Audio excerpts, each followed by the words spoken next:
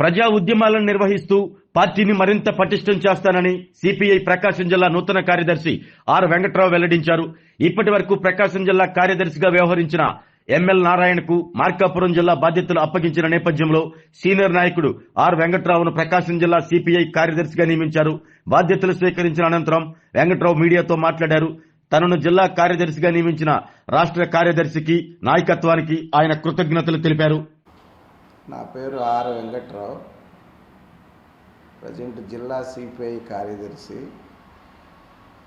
నేను 1980 నుంచి విద్యార్థి సంఘంలో, ఆ తర్వాత యువజన సమాఖ్యలో, ఆ తర్వాత వ్యవసాయ కార్మిక సంఘం రాష్ట్ర డిప్యూటీ జనరల్ సెక్రటరీగా 20 ఏళ్ల పాటు జిల్లా కార్యవర్గ సభ్యుడిగా, ప్రజెంట్ ఇప్పుడు జిల్లా సెక్రటరీగా ఎన్నికవడం జరిగింది. ఇక్కడున్న ఎంఎల్ నారాయణ జిల్లా సెక్రటరీ గారు జిల్లా మార్పిడిలో మార్కాపురం వెళ్ళటం జరిగింది. ఆ స్థానంలో నన్ను ఎన్నుకోవడం జరిగింది. జిల్లాలో ఉన్నటువంటి సమస్యలన్నిటినీ